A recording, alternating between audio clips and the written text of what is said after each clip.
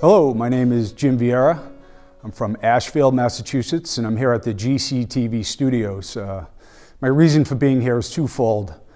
I want to convey to the audience my search for spiritual meaning for the last 30 years or so. My desire to figure out what is going on in time and space, why we are renting bodies for 70, 80 years if we're lucky, and what it all means. And I see a lot of people grasping for answers, and I just felt compelled to share my experience. Also, I'm creating this film to give to a conference in Australia, a metaphysical conference that I wish to speak at. So I will try to merge the two events into one. Personally, I grew up in Hull, Massachusetts, south of Boston. I went to the University of Massachusetts and studied economics. I'm a stonemason by trade. My brother and I do dry masonry around Ashfield and own our own company.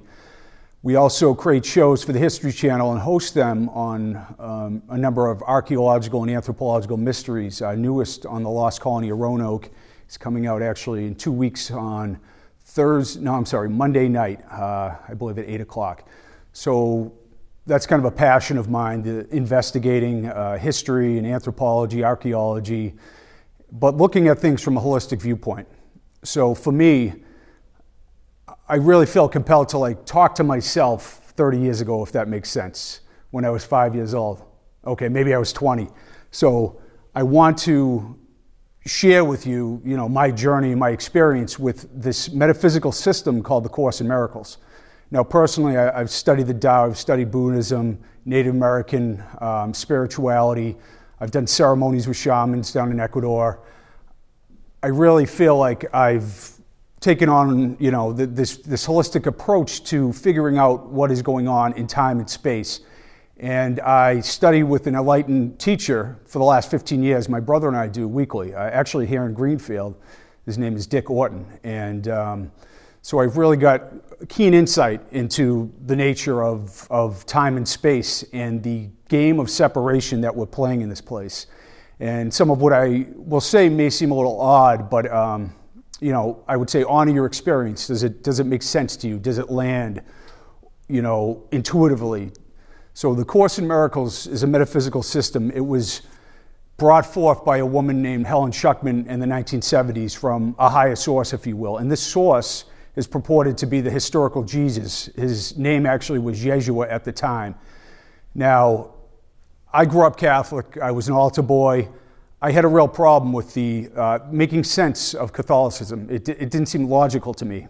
And I would ask my father, starting at 7 or 8 years old, these things don't make sense. You die, and if you do a good job, you eat ice cream in heaven with a white guy in a throne for eternity. And I'm supposed to enjoy that while half of my friends are burning in hell forever because they did, whatever thing. And it didn't make sense. It didn't satisfy my desire to figure out what was going on.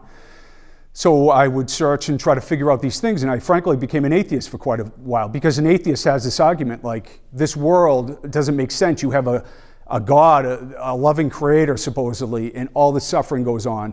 And in the best case scenario, you end up dying and suffering. And it's what is going on in this place? So what the Course in Miracles says, is that this place is an illusion, it's a dream and a hallucination. Now that might sound difficult to grasp, but the honest truth is quantum theorists are starting to say the same thing, that time is an illusion. There's only a present moment that exists. There is no past and future, although we perceive it to be. The reality is that we are engaged in a dream where it seems real, and time and space seems real. It's like a software program, like The Matrix, like the movie The Matrix really helped open the door to this idea. And the Course will tell you that, we essentially are a holographic entity. We all are one, but not in this realm of time and space. We are actually dreaming of exile, like the story of the prodigal son in the Bible, where we had this thought collectively, what would it be to create on our own? And what we did was create this strange world where everyone you love appears to die and people suffer and all these strange things occur. It doesn't seem real. It seems synthetic. And it is. We've been set up by the thought of separation. And that's what the ego is. And the ego in Course's terms is not like a matter of self-aggrandizement, like, oh, I'm so great. It's more this thought of separation in the world of time and space, where we are perceiving that the creator that birthed us is out to get us. And we carry this strange guilt from lifetime to lifetime. And that's kind of another prerequisite for the accepting of this metaphysical system, is that we come back lifetime after lifetime, and you can't remember your lifetimes because it would be like too much information. All your lifetimes at once, even though they're happening in one present moment, wouldn't allow you to have the experience you are now. So the thing is that, we've been set up by ourselves, essentially. And I'm pretending I'm in a body, right? I'm renting this body for 70 or 80 years, and I'm coerced by biology in external getting. And another thing the Course talks about is the special relationship. And we have special love and special hate relationships that we carry out. And they're very strange. It's, I love this person, but I hate that person. I can forgive this person, but I can't forgive that person. But it's a holographic reality. So my act of judging another, as the Buddhists would say, is like drinking poison and waiting for someone else to die. We're clearly not seeing what is going on here. And we are critical and judgmental of others because we have this unconscious guilt in our mind that hasn't been healed, that keeps bringing us back to the realm of time and space. So we keep repeating this over and over again. Then we're born again. And it's a replay of the original separation from the one, if you will, where you're in the mother's womb and everything is taken care of for you, and we're birthed into this strange dimension, basically kicking and screaming, and we leave a place where everything was taken care of for us, just like in reality. And this replays over and over again until the unconscious guilt in the mind is healed. And when all the beings do that, the world or the universe of time and space actually disappears. As strange as that may seem, the Course talks about this over and over again. It's an incredible holographic masterpiece. And if you have an interest in this, I would recommend reading The Disappearance of the Universe by Gary Renard. He's a brilliant Course teacher. Now for me, my brother and I were decathletes and coaches for many years, and we've always been willed to figure things out. And we look at things like, what is the most efficient way to do something? In athletics, when you put in the time and effort, it always pays off. It's money in the bank. That's what we tell all our athletes. Spiritually, what you do is money in the is money in the bank as well. Now the reality is, we're in a place where we're coerced. We're in a body, so we have all these strange things. We have to survive. We have to get. We misperceive, and one of the biggest problems is we get hooked into relationships that aren't based on caring or loving. They're based on biological overstimulation, the procreation and continuation of the species. And we have a lot of former athletes that come and meet with us. It's usually problems they have around their partner or a partnership with someone where they don't understand what's going on. They're confused, they're heartbroken, and what we tell them is that, basically that's biology and overstimulation and mating. It's not caring and love. You are overly focused on this being who is essentially giving you a neurochemical benefit to be with them. But then you make these strange arrangements with each other to make it work because, basically they're your supply of neurochemical, positives, if you will. And that sounds almost cynical, but it's true. Everybody seems to be engaged in these special relationships instead of general caring for all beings. So what is the most efficient way to tackle these problems? We are compelled in life to do all these things, and we end up, I'll give a personal example. I bought a car that was too expensive. My house is something I can't afford. I have a bunch of debt. I work in a job that I don't really like because I got to pay these bills, and I'm stuck in this place. And now what do? I read Eckhart Tolle, and I try to be in the present moment, and I basically just reiterate magic spells. And I'm pissed at God because he's not coming in and cleaning up my mess. I don't look at my choices. I curse the universe. And that happens a lot. And I was in that boat too. And I was very disheartened. Wow, what's going on? But you cannot ask a higher power to come and vicariously choose for you or diminish your ability to wake up from what isn't real. And this place certainly isn't real. It's a hallucination, a serial hallucination we're involved in through lifetimes. So I've made all these poor choices. I never chose to have children, and my brother didn't either. I ended up adopting a son, and for me, that was a choice. And it was a 17-year commitment of an intense commitment. But I never wanted to, bring more beings into this place because I knew how difficult it was. So I didn't do it personally and biologically, but I saw a being who was suffering, and my ex-partner and I took in my son, and I'm thrilled to do that. But the point is, I have to look at myself and clean up my own mess. I'm in debt. I have all these problems. I've made these choices based on desire for stimulation externally, and at the end of the day, you have to clean up your mess. If not, I'm off to the mill at 6 a.m. I have no time to think of these things. I'm just having this life of distraction and diversion and survival. And then at the end, I just shake my head, when they put you in the ground. It's like, wow, I could have done a better job in figuring out what was going on, being more aware and more compassionate to all beings. And it's like, how do you do that? How do you tackle this problem and deal with the nitty-gritty of being in a body? And a lot of information we get from the spiritual realms aren't accessed. They're not coming through a person who is in a body and dealing with the intense difficulty that we all deal with. So this isn't a criticism. This is more like, how do we figure this problem out? And you have to clean up the mess on your lawn. And for me, it's been, I live in a small place with Linus the cat. I paid off all my debt. I took a hard look at my desires and my misperceptions, my false idols, my external searching. And I really tried to go inward and deal with all the pain and all the difficulty and having a mother who had severe mental illness and a lot of difficult times in my life, and really got into them and forgave everything I saw. Because everything in all of our lives that we encounter, we attract, bar none. So we are creating it basically with a software program that is corrupted, and then it comes into our field of awareness, and then we judge it, although we're the ones doing it. When you go to the movie, and you don't go you don't go up on the screen and try to fix everything because it doesn't work. You could go to the projector and put a new movie, and that's what's happening here. That's why when we view an object 20 million light years away, we change it at the subatomic level, because our mind is creating this false universe. And quantum physicists are coming up with these same conclusions, as I said before. So we're stuck in a really difficult situation we put ourselves in time and space. Once again, we're renting a body, and what is going on here? Is my body going to, am I going to be Jim Vieira for eternity? No. The idea that I am separate is a misperception of the ego, and the ego uses it against us, right?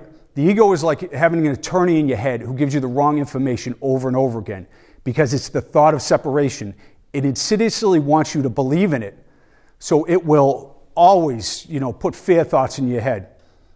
So it's always giving the wrong advice. You follow it oftentimes, and then when it fails, it doesn't say, "Oh, sorry about that." It dumps on you for listening to such poor advice, and it makes you feel even worse about yourself. And you got to ask yourself, why so many humans filled with self-loathing? No matter how successful you are, how caring you are, you have these difficult hurdles to overcome. And what is that all about? It's because we all share that unconscious guilt that has to be healed. Now, there's a way to heal that, and the way is to practice quantum forgiveness, as my friend Gary Renard, course teacher, talks about. Now, to do that is you view what you're seeing, you understand you're dreaming, you understand you created this illusion, so you essentially forgive the other for what they haven't done to you. Now, that's hard to do at first, because it's, what do you mean? This guy's throwing something at me, he's insulting me. How can I forgive him? It's like, no, you've created this scenario where this person is doing this because you have unconscious guilt in your mind that isn't healed. So it requires effort and persistence and mind control. Mind practice, if you will. And there are no shortcuts in spirituality. So you have this, dynamic that has to go on where you heal this unconscious guilt. Now, the course will talk about, there are two scripts that we are playing out in this dimension of time and space. The ego script and it's called the Holy Spirit script. The Holy Spirit is basically what we are, this like flawless spiritual reality, a love of flow and care that is crammed into a body and filled with misperceptions. So you can follow these two scripts at your wisdom and at your peril. The ego script is very long and very painful, and we've all followed it way too long, and we understand it all too well. The Holy Spirit script is one where that silent, soft voice is listened to, where you follow this spiritual self, this larger self, if you will, this God self, and it takes you through life in a way that loving timing exists.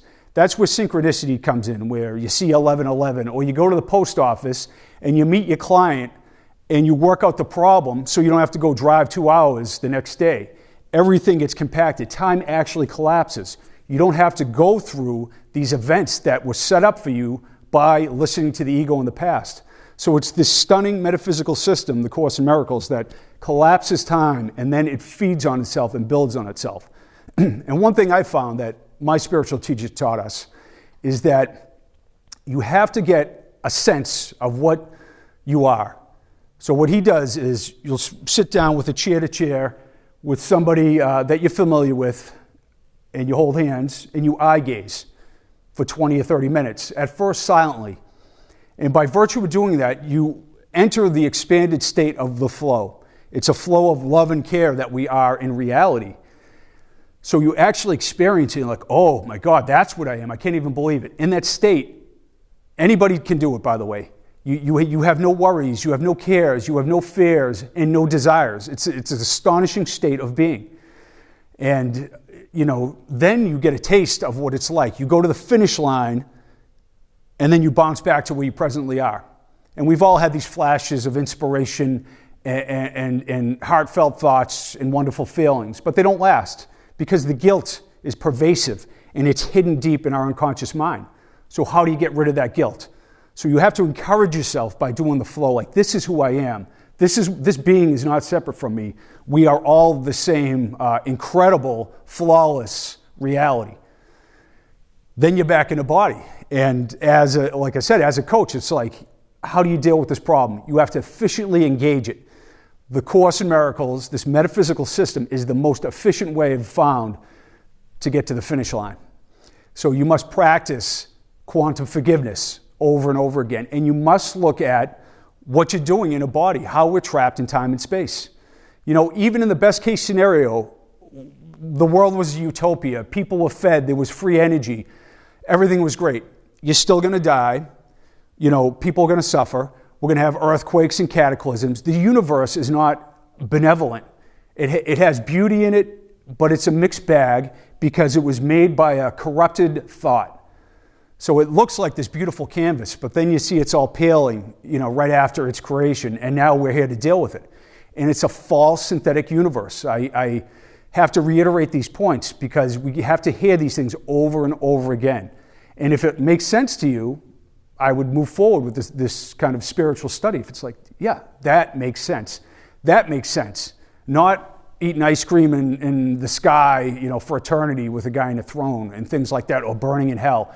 It's all nonsense, and I'm not trying to disparage any spiritual discipline. I'm just saying that they all lead to the mountaintop, but some are very slow and painful, and you don't want to do that. You want to get a hold of your life. Suicide is this incredible problem in our society, all across the world. It's just so heartbreaking and horrible. It's because people have no guidance, no hope. They don't know where to look. Consumerism is so empty and meaningless, and our society is driven on these strange externalities. And we look at sex as this, thing to chase constantly, but it's this watered-down version of connection with the larger. That's why our society is obsessed with sex. It's this strange misperception that we're all dealing with. So we have to look at our partnerships, our choices. Do we want to have children? That's a tough road to hold. You better be prepared if you're going to have children. And maybe it's your joy. Or maybe it's an unconscious biological imperative that you're engaged in without really analyzing it. And that happens a lot. And, it's a matter of, you go to a restaurant and two people are just totally focused on each other, a young couple. And they don't even see anything else going on. And they're just like this. And it's like, oh, that's young love. No, it isn't. It's biological, unconscious imperatives, and they are feeding off of each other like vampires. Now that sounds cynical, but that's a reality. You know, it's not like I have love for all beings, I have compassion for all life forms. It's like this person is giving me this neurochemical stimulation and this false feeling of love because I'm searching for something, right? We all feel that. What are we searching for? We're so driven, we're so heartbroken in dealing with the difficulties of time and space. So the misperception happens oftentimes in biological arrangements that aren't based on love. So you got to look at that. You can have a loving partnership at some time, but it requires a lot of work. And you could be with a partner and work things through and maybe like, I care for you and I support you, but this isn't working the way we thought. So let's be mature and part ways and support each other the best we can. But we don't do that oftentimes. We blame the other for our problems. We don't look at ourselves like, Jesus, I made that poor choice. I made this poor choice. I ran up a bunch of debt. You know, I did all these things that I am now blaming others for. So we're dealing with an intense difficulty in this place. It's like juggling and driving at the same time. Excuse me. So how do we get out of this bind, you know? How do we connect with something larger? And to me, it's practice, practice, practice. And a kind of practice where, you know, spirituality is often misperceived. Like you look at the Dalai Lama, right? And it's like, you know, the ego is always getting into everything to make you believe in it. Because once you wake up, it essentially dissolves and it has no more existence. So it will tell you like, oh, the monk or the Dalai Lama, that's spiritual. That's what spirituality is all about. And I know I'll never get there. You know, I'm like a blue-collar guy with I use foul language all the time. I got a twisted sense of humor. It's like, I could never become enlightened like that. So I shy away from it. I turn away from it. But enlightenment is not what you think. We're in a body, we have certain preferences, we have certain skills, and that comes through when you connect with something larger. You don't turn into the monk unless that's your path or that's your disposition. So you have to view spirituality in a particular way. And we had a brilliant course teacher, Karen Plavin, about 15 years ago that we went to all the time. And she was so lighthearted, so funny, so foul-mouthed, and I really said, wow, you know, spirituality is not what you think. It's not being a fake good person. It's connecting with the larger and understanding, you know, this world of perceived good and evil is a synthetic creation based on guilt. And especially now with everything that's going on in the world and the election that just happened, you know, it's just like, I'm entrenched in my position on the left. I'm entrenched on my position on the right. Neither side looks at the other and gives them any room. There is no forgiveness. There is no compassion. I don't understand your plight as an unemployed steel worker in Ohio. I don't understand your plight as somebody who wants to fight for, you know, human rights for everyone. It's so entrenched. And you look at somebody like Donald Trump, who's just elected. Now, to hate him and to disparage him, is that going to get anywhere? No, it's like all you could do is bless that person like you would bless any other being. And he is filled with misperceptions, and you offer him healing and hope. And it may or may not happen right away, or may not happen in this lifetime. But it's a monumental waste of time to put that hateful energy out there. There is no forgiveness. And that's what this world is. We're stuck in this pattern, right? So you're hating this person or this politician. Basically, you're hating yourself. You're disappointed, you're heartbroken that you made such a poor choice to separate from something so wonderful to create this misperception. And it's fine. It's just an error in judgment to be cleaned up. But we keep the cycle going. That's why it keeps grinding away and it like doesn't change. It's like, what the hell is going on? It's because we actively do that. So the trick is to forgive and offer what you would offer yourself to another. So in my life, I've manipulated, I've done crazy things. We've all done things that we're ashamed of, we're embarrassed of. And in other lifetimes, I could tell you, we've all done things that are unspeakable, I would say. That is the nature of being in a body in time and space. So if you forgive another, you consciously and unconsciously forgive yourself for these perceived sins. And the only thing that is going on here, it's like a high school play. It is not real. But that doesn't mean that you just, it's an illusion, the hell with it. It means that you connect to something larger and you embody what you truly are, which is something magnificent and holy, if you will, and something unconditionally loving, which is very difficult to pull off.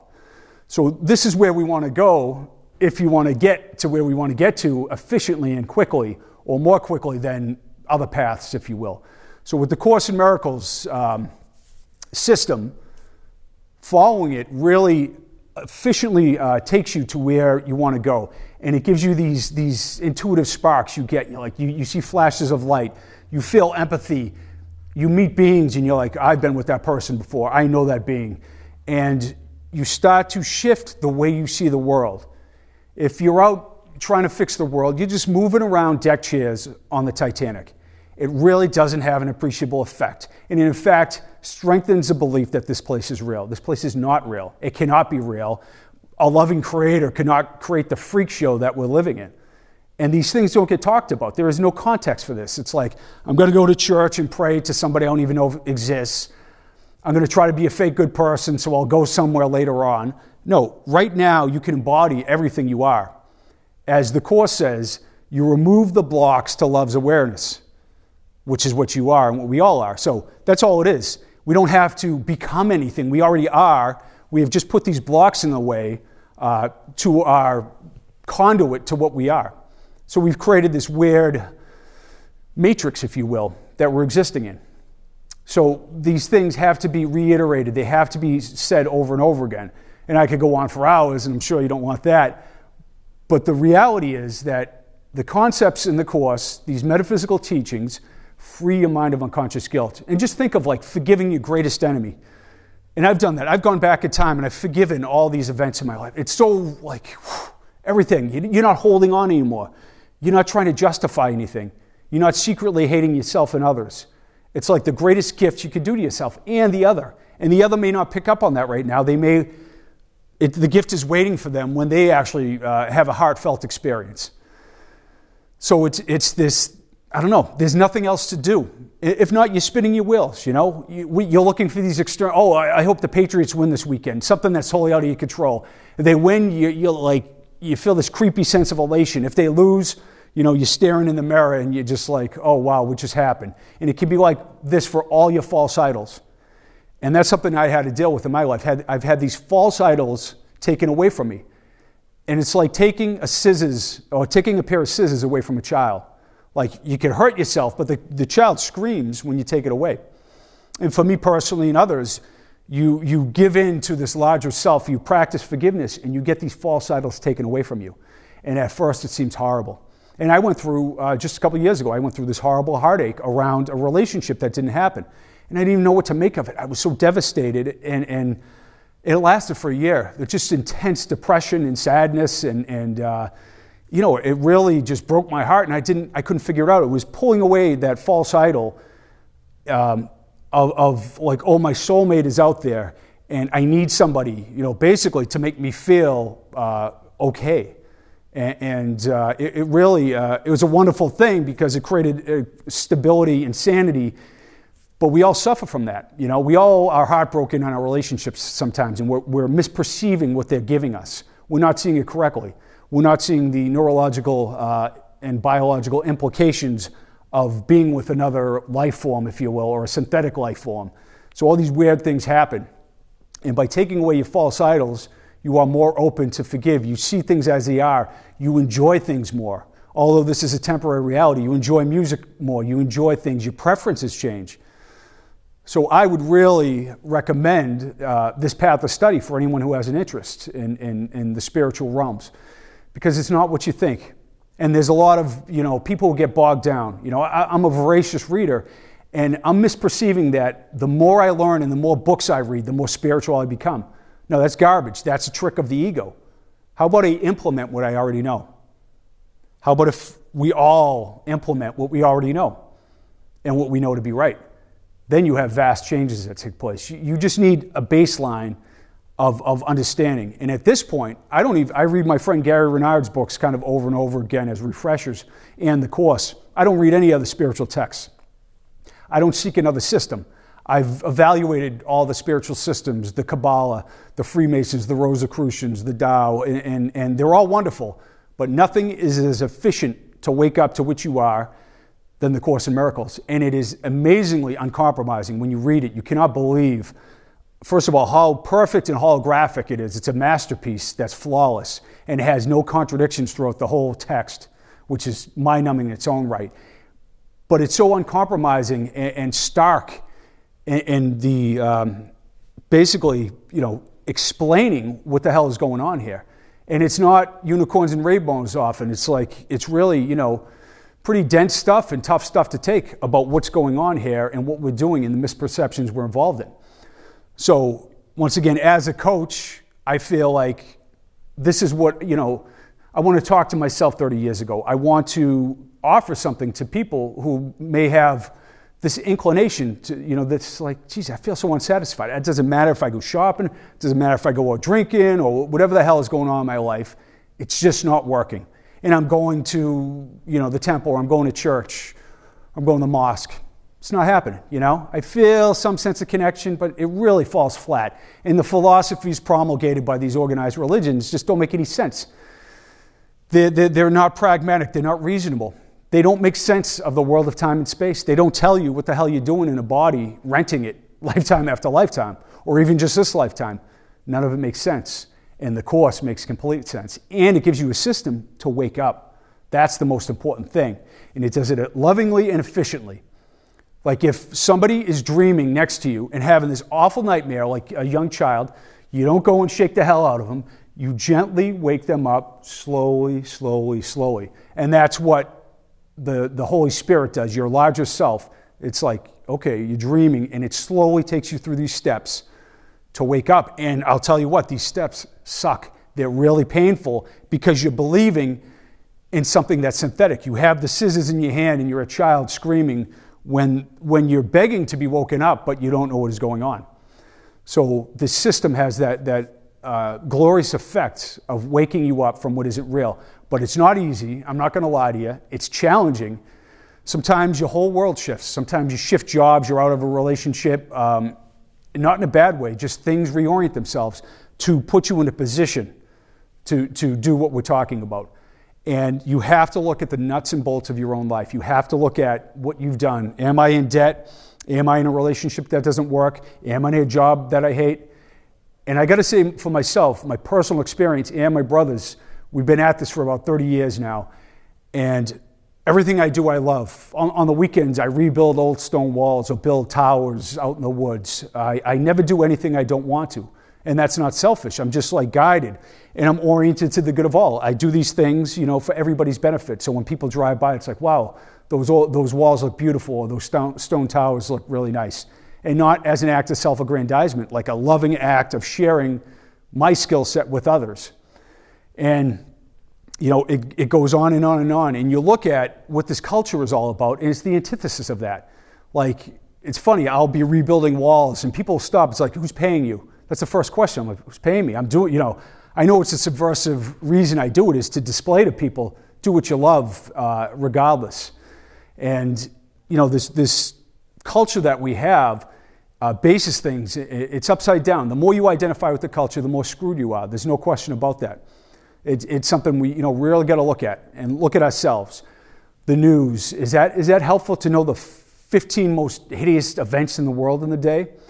Or is it better off to orient yourself towards waking up from what isn't real? And when you do that, you actually help the world, the movie that is the world, because you are part of the whole holographic whole. The most important thing you can do is change your mind about the world and forgive quantumly what you see. Now, these concepts are various, but the reality is when you study this material over and over again, you will learn these things. You will understand how to perceive correctly, how to forgive correctly, how to orient yourself correctly. And for me and my brother, once again, we get to make television shows. All these things have broke our way in a loving fashion in this incredible synchronistic way. That isn't an accident. It's because of the effort we have put in to study these spiritual principles and to undo our guilt and to deal with what we're dealing with in a mature way, if you will. I understand. I'm self-reflecting. I could give you all these stories about mistakes I made. I don't have a problem when somebody criticizes me now, like I used to, and be really defensive, because I knew they were right subconsciously. It's like, okay, what do you have to say? I will analyze what you have to say and give my honest input. And I won't be offended if you come back and you think what I'm saying is out of order. So I will say that, maybe me as an example, I've put these things to the test. I've experimented with so many things, and I feel like, this is the best way to get where we're going. But it's difficult, If you've stuck around and listened to this, which I really appreciate, it's like, wow, that makes really good sense. But then it's like, oh man, what time is it? I got to do this. I got to pick up the kids. It's like you get drawn back into the matrix so easily. That's why practicing the flow, practicing forgiveness, really getting into the concepts of the Course in Miracles. And it gives, there's a 365 daily lesson list for the Course. So every day you have this different lesson if you want to do this year-long study.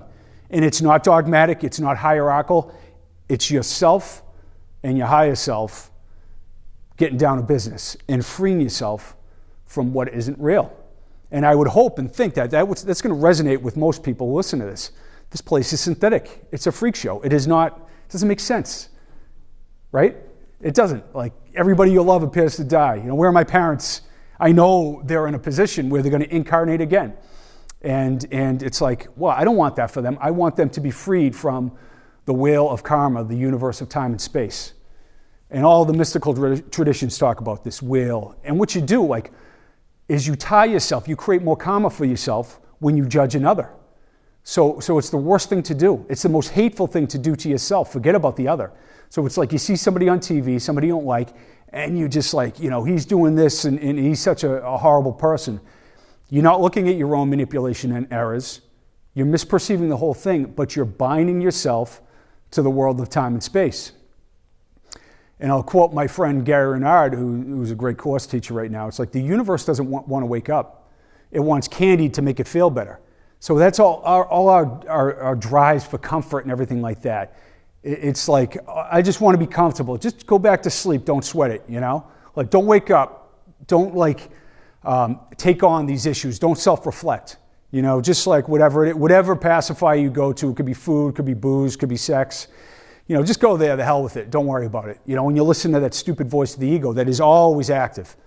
And then that subtle voice of the Holy Spirit is quiet and it comes through and it's like so sensible and calm and sane and unconditional. It's like, what the hell is that voice? That's the voice of you, and you're pretending you're not that voice. And that's what the Course teaches us. For me, it's a nitty-gritty thing. If you're in a bind and you don't reorient your life, you could say these magic spells all the time. You could read the every spiritual teacher's book and reiterate it and curse God why your life is such a mess. That's not going to help you. You need to clean up the garbage on your lawn. We all do. And then we reorient ourselves I have no debt. I'm in a really good position. I like my job. I have a stable partnership where we care for each other and we're honest with each other. And now you have a platform to take on these higher realities because just incarnating here is so difficult. It's so challenging being a body and being coerced in so many different ways. So it's like an act of courage to confront any of these things. So I would encourage anybody, to look at this approach of how to wake up from what isn't real. Look at the Course in Miracles. Look at, once again, my friend Gary Renard has the most brilliant entry point into this metaphysical area of study. And I really feel that I wish I had this videotape when I was younger, because I've been so hopeless and heartbroken and gone through so many difficulties. But there was this spark that kept me going, and I'm grateful that I latched onto the Course at an early age. But I wish I knew more about it. I wish I knew more about biology and biological overstimulation and misperceptions and false idols. And seeking externally for nonsense out in the world and material possessions that mean nothing. And so I've come full circle in that way. And, things will change, we'll all continue to evolve. But I really, like to leave this hopefully resonant message that this place is synthetic and what you are is what we all are, which is this kind of glorious infinite creation by a being, if you will, a creator that is flawless in its own right. And when you get there, when you practice this, you have these glimpses of the finish line and you just can't believe what you are in reality. It's like, oh my God, It's stunning, it's exquisite and breathtaking. And that's what we all are in reality. And we're never told that. You know, it's like I'm this weird amalgam of chemicals in the body, or I'm a personality that's supposed to be good, and oh, you're not doing a good thing there, you're doing a good thing there. That's all bullshit. It's all a synthetic projection of a thought of separation. And now we're being screwed over by egos because we keep going back because we're so searching and we don't know where to look. And our culture is upside down. So, thank you for listening to this. I appreciate anybody who's followed through to the end here. And if it resonates with you, once again, I would offer to you to read the book, The Disappearance of the Universe by my friend Gary Renard. That's the greatest entry point. And he gives you the formula for forgiveness.